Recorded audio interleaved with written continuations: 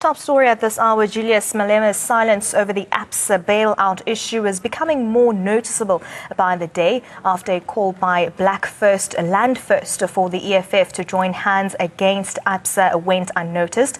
Now, a former member of the EFF has spoken out on the issue. Lufuno Gorogo has written an open letter to Malema asking him why has he refrained from commenting on the matter so far.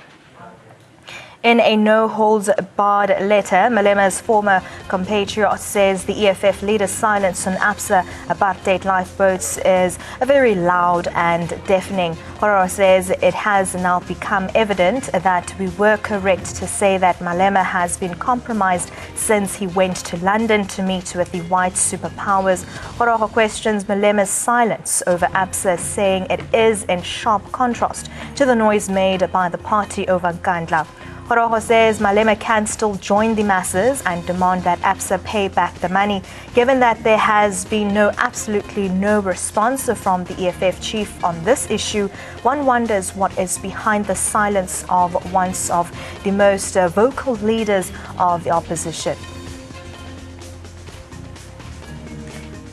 And now joining me in studio is Lufuno Gorogo, former economic freedom fighters and member, as well as Tsepo Khadima, political analyst. A very warm welcome to you all, and thank you so much for joining us here at 8 and 7. I will be starting with you, Mr. Gorogo. In this open letter to Malema, you have obviously accused him of being compromised. What is the reason behind these allegations that you have put forward? Yeah, thank you very much. The surname is Gogoro, not Gorogo. Thank you very much for that. I think, there was a time when we were trying to convince Julius to join us when we were busy forming the EFF. He spoke much about ABSA. Actually, he opened our eyes to say ABSA was used actually to persecute those who are coming after the white monopoly capital. And now, after the public protector said ABSA has benefited in the lifeboat during apartheid and that it has to pay 2.3 billion, you become surprised why all of a sudden Julius and the EFF is so silent. And then that raises a question. It makes you to wonder what went on behind the scenes there in London. And obviously, it means that they agreed that we are no longer going to occupy ABSA. We are going actually to defend ABSA. That's what we came to the conclusion about. If you can compare what took place in 2015, where he was all about occupying the ABSA place, and looking at now in 2017, where he's not entertaining anyone coming forward and asking him to actually help them occupy ABSA and saying that they must pay back the money. From where I am seated, knowing Julius will do anything actually. He will come up with any threat in order to get money. The threat to occupy ABSA was actually to try and open the pocket so that he can receive. That is why you find him silent now. I mean, he's feeded. They gave him money. That is what we know. That is why he's so silent. If he was actually committed to the threat, by now, the way I know Julius, they would have went to ABSA by now and occupy it and force it to do whatever that they want. But because he was using that in order to receive some funds, that's why he's so silent. Julius loves money and will do anything, will threaten anyone in order to receive that. That is what we know. And now, coming to you, Mr. Khadima, we have heard from Mr. Gorogo saying that Julius Malema can do anything in order to get what he wants. And we've also heard from Mr. Gorogo saying that most probably he could have been given money. What explains EFF's silence on the ABSA bailout scandal, given their very vocal anti-ABSA stand earlier? Look, I think we probably should be wondering as to why, since Mr. Gorogo wrote that open letter, there hasn't been any rebuttal or response from EFF and specifically from Mr. Malema. And I think that raises a big question. But at the same time, we should not be surprised that Mr. Malema has effectively toned down the very much necessary rhetoric that EFF was established upon that of ensuring that there is a radical socio-economic transformation in South Africa. And we have to understand that in context. I think most of us, citizens of this country, have underestimated the power and influence of what is really termed white monopoly capital, but is actually a very evil system of global capital that seeks rather to rule countries without being elected. And that system is so powerful, has got such an infinite amount of resources, both financial as well as using the media, of ensuring that any politician who would seek to speak against it would be punished. Now, let's bear in mind, and I think Mr. Gogoro wrote in even his column, which I read, that Mr. Malema, since he met with Lord Renwick, who is a 32-degree Freemason in the United Kingdom, when he came back, effectively EFF was no longer the EFF that people knew when it was established. And that assertion is being made on several occasions without any rebuttal or response from Mr. Malema.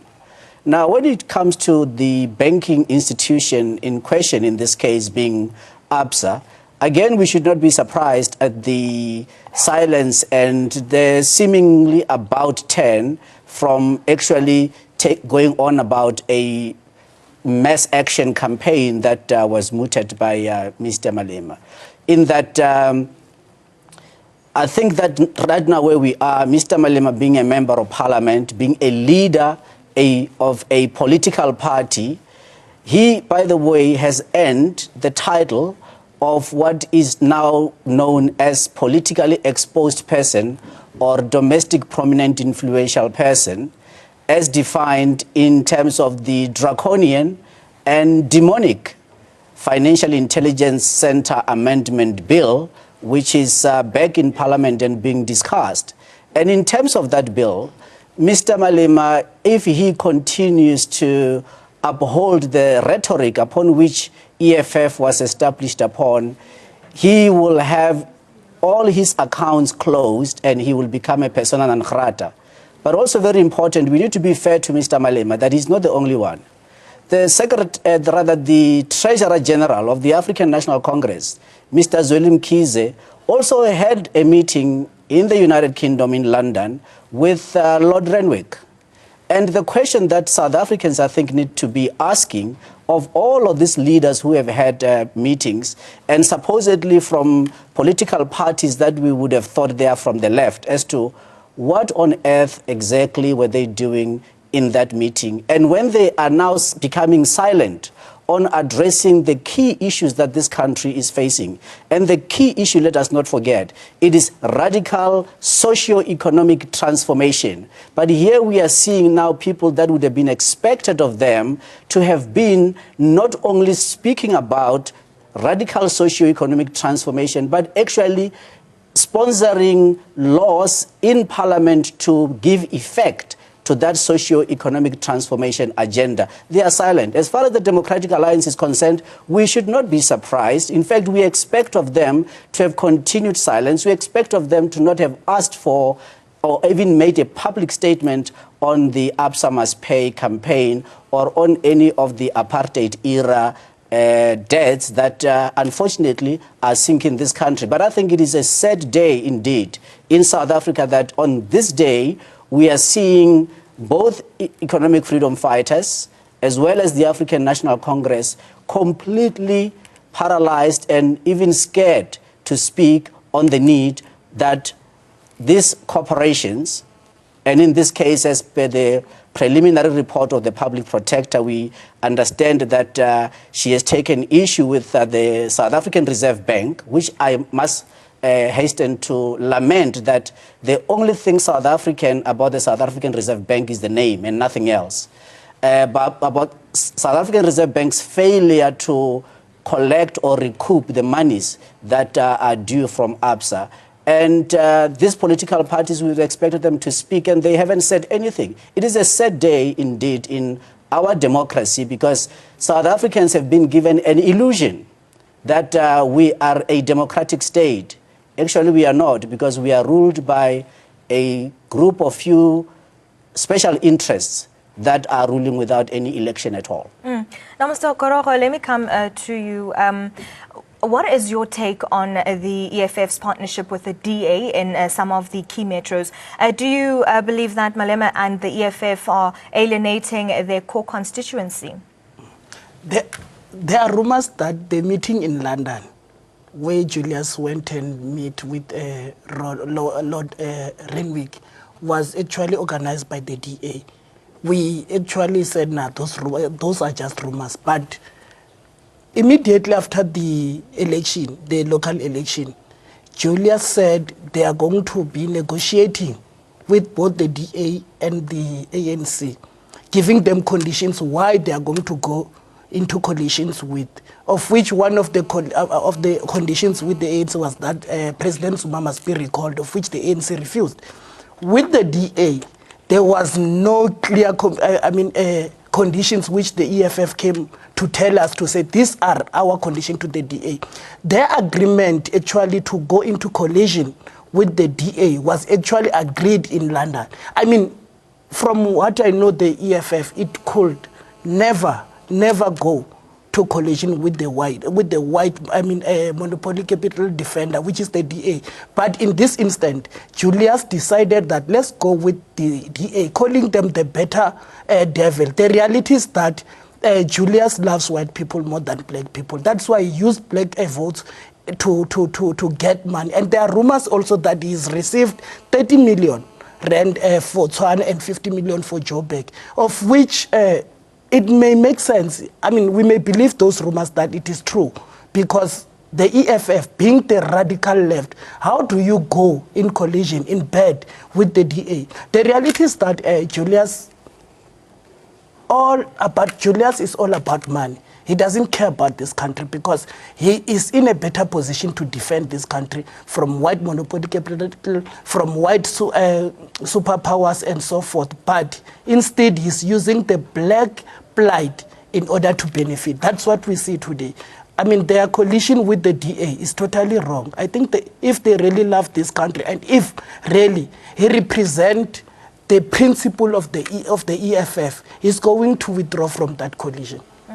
And now, coming back to you, do you think it could be possible that Julius could like the whites more than the blacks and would actually be using the blacks to just get votes? I don't think it's an issue of liking blacks more than anything. If anything, what we are seeing is really acting in self-interest. So what I can assert from analyzing what is actually happening and what has happened since the inception of EFF to date is clearly that we have here a leader who really is acting in self-interest and has betrayed the very core values upon which he said that the party and the movement called the EFF was established upon. Now, also say that on the other hand, maybe perhaps even Mr. Malema did underestimate the power and influence that this special interest group of people, which we say is white monopoly capital, and white monopoly capital is nothing but an evil system of global control by a small group of people. We underestimated that. And Mr. Malema right now, I can assure you, there is absolutely nothing that he can say, because it will have been said to him, and I think he understands that should he continue with that rhetoric of radical socio-economic transformation, he knows exactly what is going to happen to him. He would become persona non grata financially, and that is something that I think he is very scared of, and all of those in the EFF. The only sad thing that I'm observing is that it's not just only EFF, but even the African National Congress. We hear them speak about,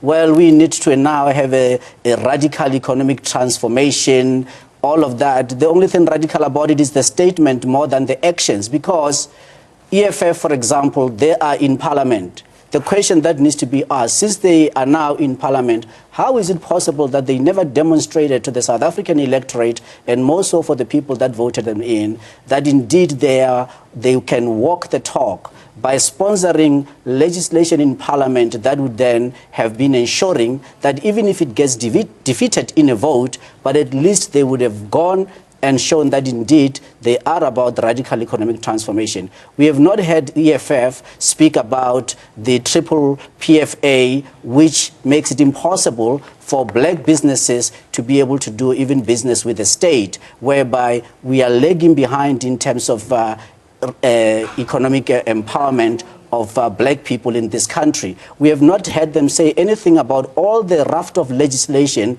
which effectively legislated economic exclusion of black people.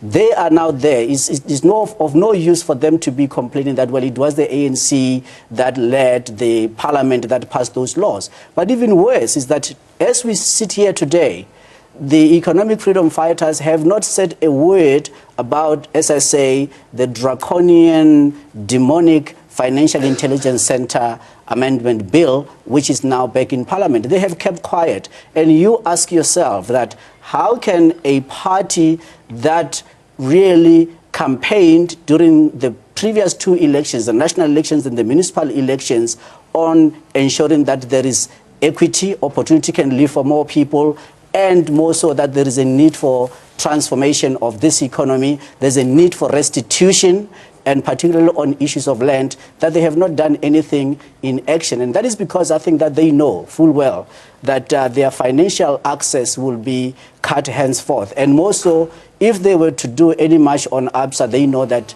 their banking accounts would be terminated using the provisions of this bill called FICA to effectively put them out of the system. And they are hoping and praying. But it is of no use for them to really keep silent. But the electorate, I think they are going to rise up against the political establishments. And this is probably a time for South Africans to wake up and realize that the source of the problems, the socio-economic problems of South Africa, is the political parties that they have voted into the parliament, because it is those political parties, all of them, not even one excluded, all of them are actually presiding over the socio-economic exclusion of the majority of people, and that system is so fraught that it needs to be thrown out, unless people like Mr. Malema now start to walk the talk, unless the African National Congress and all the current leaders who are there, including those that are in government, start to walk the talk and not just be engaged in talk. Because that talk, the positive platitudes from the rostrums that we have become accustomed to, have unfortunately only served to perpetuate an already tragic system of oppression, inequality, increased unemployment, and poverty. And now coming back to Mr. Gorogo, since you have been with the EFF previously, how can they now come out and change people's perception about him as well as the EFF on the ABSA issue at hand? Let us not underestimate Julius. Tomorrow they're going to have a media briefing, and I think they're going to talk more and even say they are committed to go and occupy ABSA. But we know that Julius is a very good politician. He's able to play with the mind of our people. I call him a political con artist. He's very good in conning people. He's very good to speak what people want to hear, but do something else. He's going to address that meeting, that media briefing, telling people that the reason why they've been silent, it is because they already have a plan and they're not going to join any. He's going to call us Mickey Mouse. He's going to call us all sorts of names to say we are not going to join those people because they don't have influence. But in reality, we know that is going to be only a talk, because now it's like everybody is starting to question their silent. But it's very painful that the EFF, which people thought it is their last hope after the ANC has failed them, it has now become the protector of the same people who has oppressed them for so many years. I mean, how do you expect Mmusi Maimane to announce on Twitter that his best friend is Julius Malema? Julius Malema is a leader of a radical left organization, a revolutionary organization from what we know. And then Mmusi being the leader of a right-wing democratic a democratic alliance. How do they become friends? What do they talk about? It means their friendship has much more influence on the decision and the direction in which the EFF has taken, abandoning the black agenda, abandoning the black unity, because the EFF was a platform for all of us to come together and say, we are going to confront this devil, we are going to make sure that we confront the white monopoly capital and make sure that our people, actually the hope is brought back to them, and then we address the issues that affects them, issues which the ANC has somehow has shifted them. So, but today we find that Julius and the EFF, they are silent. And you ask yourself, what does that translate to those people, those mothers who thought that the EFF is going to bring change, a real change? You know, there was a week before the Joburg Council was elected, I communicated with Julius. And then I said to him, you know what, the EFF now stand a good chance actually to enter into governance politics. I said to him, you know what, give ANC Joburg, give ANC the Nelson Mandela Bay, take Tshwane. Make sure that now, because we said the EFF is a government in waiting, when you do that, now you are starting to experience the governance politics. You are starting to experience how, if it can become possible that you take over, how you are going to control and rule this country. And the chicken out, he ran away because he know that everything that they've been saying, it was just to try and self-enrich himself. And now, Mr. Khadima, just in closing, as a political analyst, what is your view when you look at tomorrow's meeting that will be taking place tomorrow, as we know that Julius, of course, as Goroho has said, that he will come out most probably guns blazing and calling us all sorts of names. What is your point of view there? I don't expect anything rather than positive platitudes from that press statement. And those positive platitudes only serve to make a mockery of a very dire situation in South Africa, whereby we've got unemployment, inequality and poverty at unprecedented levels. And when we question as to what is the chief root and the chief cause of this unprecedented levels of poverty, unemployment and inequality, it can all be narrowed down to the apartheid system. And it is quite timely of us to be discussing this issue, even when it relates to the banking institution ABSA's failure or having not paid back the money that was due. We have to bear in mind that we live in a country that today 50% of the gross domestic product is in sovereign debt. That is over 2 trillion rand, which costs us as a country 150 billion rand a year in interest payments to moneyed interest, and the institutions whereby there has been no disclosure of any kind whatsoever from the government and specifically from National Treasury on who are the holders of this 2 trillion rand sovereign debt that costs us 150 billion rand. And more importantly, that issues that the political parties such as EFF should have been addressing and addressing decisively head on should have been the issue of the fact that the biggest hoax was that in 2000 we are said to have paid off our sovereign debt from the apartheid era, which was 300 billion rand, and it was absolute nonsense because we borrowed money to pay off that debt supposedly, unfortunately only compounding the pain that we have, whereby our economic growth has shrunk, and even this year, mark my words, we will not be able to exceed the 1% projected in terms of GDP growth, and we are going to see more job losses because the political political establishment that we have, and EFF is part of that political establishment, have unfortunately failed. So it is time for South Africans to really now start to take the politicians head on, because for a long time it would appear that we thought that the politicians can solve our problems, but actually it would appear that they are in fact the problem.